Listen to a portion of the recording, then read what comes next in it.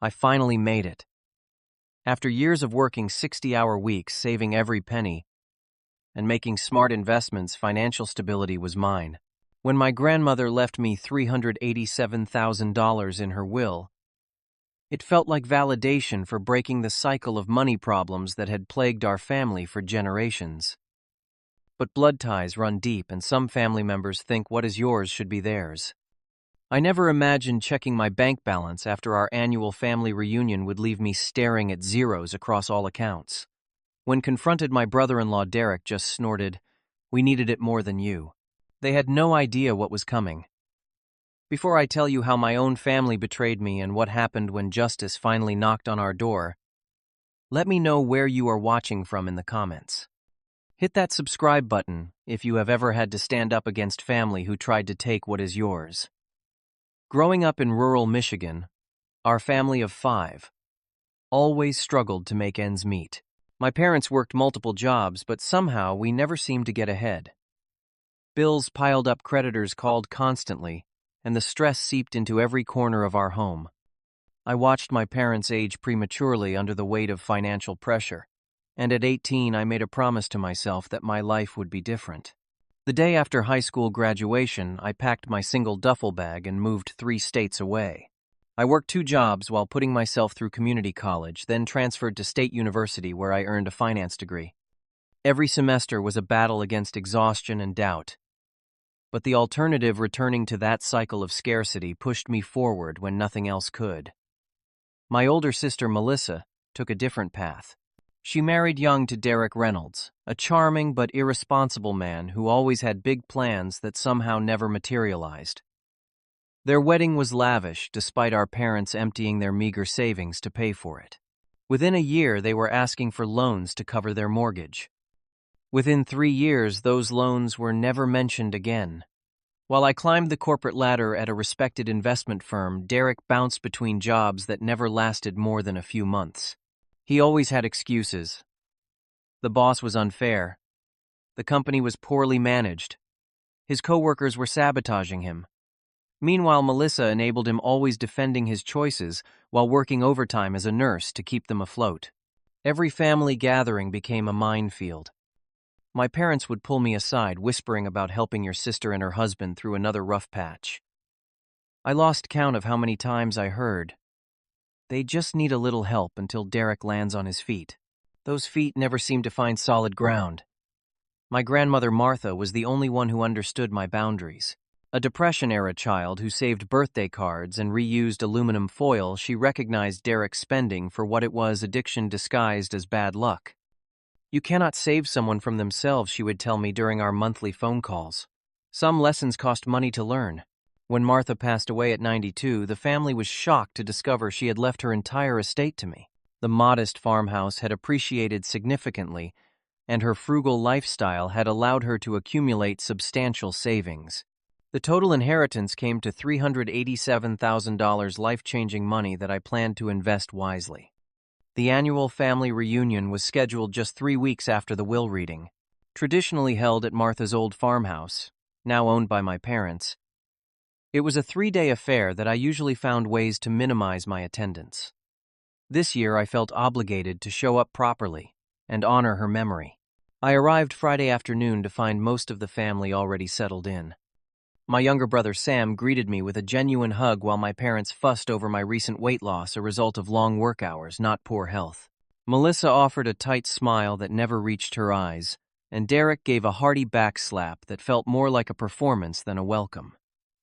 "The big-shot banker returns to the peasants," Derek announced, loudly raising his beer. "How is life treating you up in that glass tower, Leroy?" I forced a smile. "Just fine, Derek. The firm keeps me busy. I bet they do. Counting all that money must be exhausting." The first day passed with increasing tension.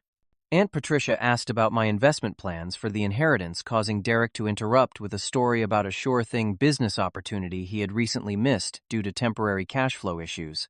My cousin Tyler mentioned my promotion, prompting Derek to discuss how corporate America was rigged against everyday entrepreneurs like himself. By Saturday morning, I noticed my laptop was missing from the guest room. I had brought it to catch up on some work during downtime, but hadn't used it yet. When I mentioned it at breakfast, everyone suggested I had probably left it at home or in the car. You work too hard anyway, my mother said, sliding more pancakes onto my plate.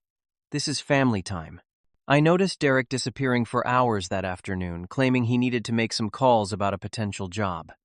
When he returned, his mood had shifted from antagonistic to almost friendly, suggesting we should grab a beer and catch up properly later. The family dinner Saturday night seemed to ease tensions. Stories about Grandma Martha flowed along with the wine, and even Derek contributed some genuinely funny memories. By the time we all headed to bed, I felt slightly more optimistic about salvaging some familial relationships. Sunday morning, before joining everyone for breakfast, I decided to check my accounts on my phone, a habit from years of financial vigilance. What I saw made my blood turn to ice. My checking account $0, savings $0, investment accounts all empty, even my recent inheritance completely gone. My hands shook so badly I could barely hold my phone. 3 years of 60-hour work weeks, countless missed social events, and disciplined saving vanished. The inheritance that represented my grandmother's lifetime of careful decisions stolen. I called the bank, immediately stepping outside to the porch for privacy. The customer service representative confirmed my worst fears. A series of transfers had emptied all accounts 3 days prior, the exact day I had arrived at the reunion. These transfers appear to have been authorized with your credentials, sir, she explained. They were initiated from your personal devices. That is impossible, I insisted. I have not made any transfers. The system shows authentication from your registered laptop, sir. The security questions were answered correctly. My missing laptop. The security questions that included my first pet's name, my childhood street, my mother's maiden name, all information my family would know. I hung up and immediately logged into my accounts from my phone, reviewing the transfer details. The IP address from the transfers matched the farmhouse Wi-Fi network. There was only one explanation: someone in my family had stolen my laptop and emptied my accounts. I returned to my room and tore it apart, looking for my laptop without success. Then, heart-pounding, I slipped into Derek and Melissa's guest room while they were downstairs. There, wedged between the mattress and box spring, I found my laptop. The browser history confirmed everything: logins to all my financial accounts, searches for how to transfer large sums without triggering fraud alerts, and research on offshore accounts. They had been methodical, using my own device to avoid security flags, and spreading the transfers across multiple accounts to avoid immediate detection. I closed the laptop, tucked it under my arm, and walked downstairs to the dining room where everyone was enjoying Sunday breakfast. The casual conversation died as I entered the room, laptop in hand. Found it, I said, my voice steady, despite the rage and betrayal burning through me. Interesting place for it to end up. My mother smiled, oblivious to the tension. See, things always turn up if you look hard enough. They certainly do. I set the laptop on the table and opened it, turning the screen toward the family. Would anyone like to explain why all my accounts have been emptied? $387,000 from my inheritance, plus every cent I have saved over the last decade. Silence fell over the room. My father's fork clattered against his plate. Sam's eyes widened in shock. Aunt Patricia gasped audibly. But Derek and Melissa exchanged a quick glance that told me everything. What are you talking about? My mother finally asked. Someone used my laptop to transfer every penny I own out of my accounts. The transfers were made from this house 3 days ago. I looked directly at Derek. Any ideas how that happened? Derek's face remained impassive for a moment before a smirk spread across his features. Maybe you should have picked a better password than your birthday. Melissa grabbed his arm. Derek, don't. Why not? He knows. Derek leaned back in his chair, crossing his arms. We needed it more than you. You have always had it easy. One rich grandma and suddenly you are set for life. Meanwhile, we are about to lose our house. My parents looked between us in horror. You did what my father asked. We had no choice, Melissa jumped in, tears forming. The loan sharks were threatening us.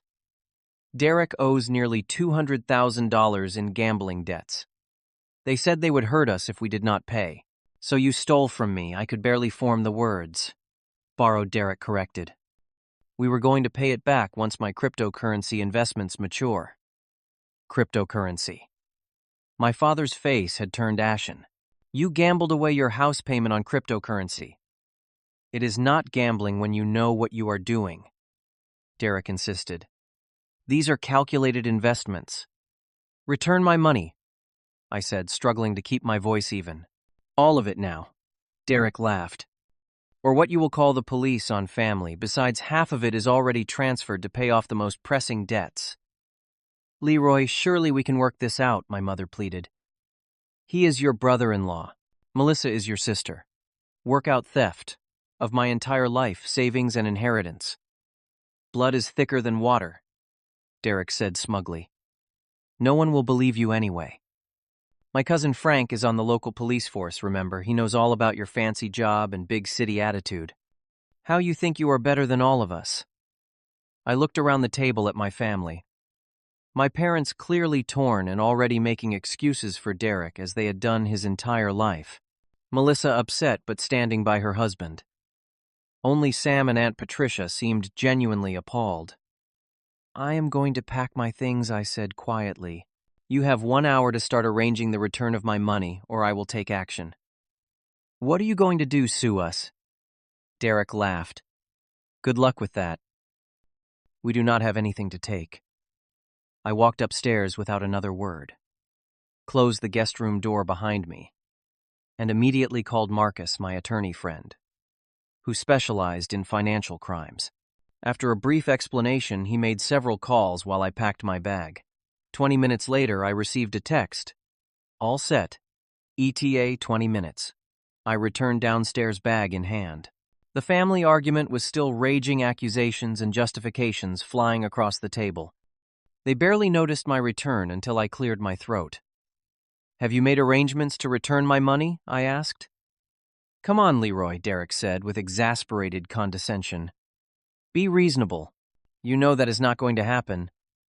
You will get over it eventually. That is what family does. I gripped the handle of my bag tightly, knuckles turning white.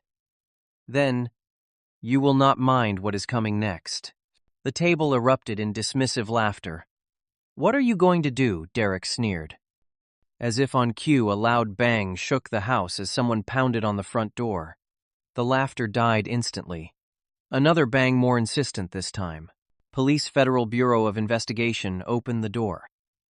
The color drained from Derek's face as my father rose shakily to answer the door. It flew open before he reached it, revealing 6 agents in FBI windbreakers led by a stern-faced woman with cropped gray hair. Special Agent Richardson, FBI Financial Crimes Unit, she announced, flashing her credentials. We have a warrant to search these premises and arrest Derek Reynolds for wire fraud, identity theft, and grand larceny. My sister screamed as 2 agents moved directly toward Derek, who had jumped to his feet. What the hell is this? He shouted, looking wildly around the room before fixing his gaze on me. What did you do, Agent? Richardson stepped forward. Mr. Reynolds, we have been monitoring large suspicious transfers from multiple accounts belonging to Leroy Johnson. The transfers triggered automated security protocols. Derek lunged toward the back door but found it blocked by another agent who had circled around outside. This is a misunderstanding, Derek protested as they handcuffed him. This is a family matter. Tell them, Melissa. My sister had collapsed into a chair, sobbing. My mother stood frozen hand covering her mouth, while my father seemed to have aged 10 years in 10 seconds. Leroy works for Brentwood Financial Agent Richardson, continued a firm that handles sensitive transactions requiring advanced security measures. All his accounts are automatically monitored for unusual activity. The moment those transfers were initiated, our system flagged them. What Derek did not know, could not have known, was that my position at the investment firm required security clearance. Part of my job involved working with federal agencies on financial fraud cases. Every transaction in my personal and professional accounts was monitored for precisely this type of situation. You did not just steal from family, I told Derek quietly. You stole from someone who helps catch financial criminals for a living. This has to be illegal, Derek shouted as they led him toward the door. You cannot investigate family. Frank will have something to say about this. Officer Frank Reynolds has been notified of his cousin's arrest. Another agent replied, he sends his regrets to the family but will not be interfering in a federal investigation. As agents executed their search warrant, going through Derek's belongings and confiscating his phone and tablet, Agent Richardson took statements from everyone present. Melissa's hysterical sobbing gradually gave way to quiet shock as she admitted knowledge of the theft. We were desperate, she whispered. The gambling debts. They threatened to break his legs. Then they started threatening me too. He promised it was just temporary, that his investments would pay off, and we would return the money before Leroy even noticed. Further investigation of Derek's devices revealed this was not his first financial crime. He had been siphoning small amounts from my parents' retirement account for years. He had taken out loans in my younger brother's name. He had even stolen Aunt Patricia's identity to open credit cards. The family I thought I knew shattered before my eyes. My parents torn between their daughter's distress and the revelation that their son-in-law had been stealing from them for years. Melissa facing the reality that her husband was not just unlucky, but criminal. And me watching the fallout of a betrayal I never saw coming. Your quick reporting allowed us to freeze several accounts before the money could be moved offshore. Agent Richardson informed me as her team finished their work. We should be able to recover approximately 60% of the funds. The rest appears to have already been transferred to various creditors. Derek was escorted to a waiting vehicle, still protesting his innocence despite the overwhelming evidence.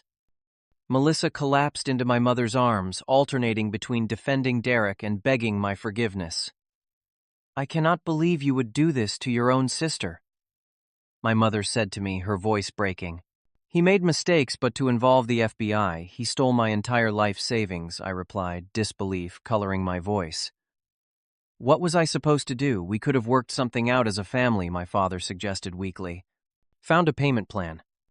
A payment plan for $387,000, I shook my head. He would never have paid it back. You know that. Blood is thicker than water. My mother repeated Derek's earlier words. The full quote is, the blood of the covenant is thicker than the water of the womb.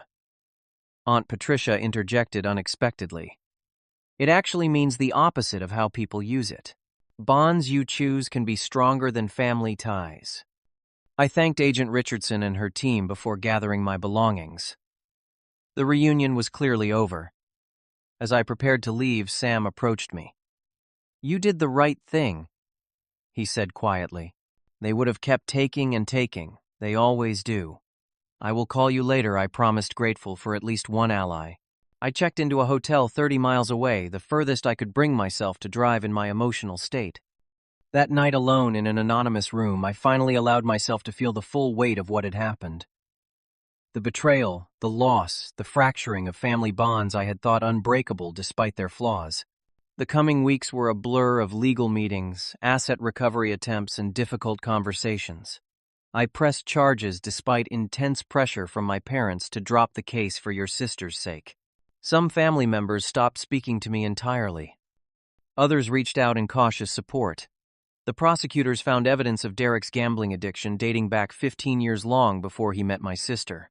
Bank records showed a pattern of escalating bets, payday loans, and missed payments that painted a picture of a man spiraling out of control while maintaining a facade of temporary setbacks. 6 weeks later, I sat in a courtroom watching Derek receive his sentence, 5 years for fraud, identity theft, and grand larceny. He looked smaller somehow in his orange jumpsuit, the charming confidence replaced by defeated anger. He refused to look at me. Melissa sat on the opposite side of the courtroom. The preliminary divorce papers were already filed. She had started attending counseling for codependency and gambling addiction family support groups. Her initial rage toward me had gradually transformed into reluctant understanding as the full extent of Derek's deception became clear.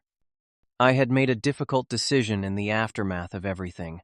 Despite the betrayal, I could not abandon my sister completely. Using part of the recovered inheritance, approximately $230,000 had been returned so far. I established a structured support system to help her rebuild her life. The money went directly to approved expenses, therapy, career retraining, secured housing. Not a penny went into her hands directly, but I made sure she would not end up homeless. "You are more generous than I would be," Sam told me when I explained my decision. "It is not about generosity," I replied. "It is about breaking cycles." My relationship with my parents remained strained. They had enabled Derek for years, making excuses and providing bailouts that only postponed the inevitable reckoning. Now they were forced to examine their own role in the disaster. We spoke weekly, but the conversations remained careful, tentative explorations of a new reality. The experience changed me in ways I never anticipated. I channeled my pain into creating a financial literacy program for families affected by addiction. I shared my story without names as a cautionary tale about recognizing financial red flags in relationships. I established clear, non-negotiable boundaries with family members who had sided with Derek or questioned my decision to involve authorities. Grandma Martha would have approved, I think. Her Depression-era wisdom about not saving people from themselves had proven painfully prophetic. I honored her legacy by helping others recognize and avoid financial exploitation before it destroyed their security. 1 year after the reunion, we held a much smaller family gathering at Sam's house. Melissa attended briefly, bringing homemade cookies and tearful apologies. My parents seemed older, but somehow lighter, freed from the constant stress of Derek's endless crises. Aunt Patricia brought her new boyfriend and taught the younger cousins card games that Grandma Martha had played with us decades ago. It was not perfect. The wounds were still healing, but it was honest in a way our family gatherings had never been before. The elephant in the room, Derek's manipulation, everyone's complicity had finally been addressed. What remained was smaller but healthier. I learned that sometimes love means setting boundaries even when it hurts. That family loyalty should never require self-destruction. That enabling is not the same as helping. And most importantly, that sometimes what feels like the end is actually the painful but necessary beginning of something better. Has someone you trusted ever betrayed you financially? Share your story in the comments below. If this resonated with you, please hit that like button and subscribe to my channel. Sometimes the hardest conversations are the most important ones to have, and your story might help someone else recognize the warning signs I missed. Thank you for listening, and remember, you can rebuild even after the people closest to you break your foundation.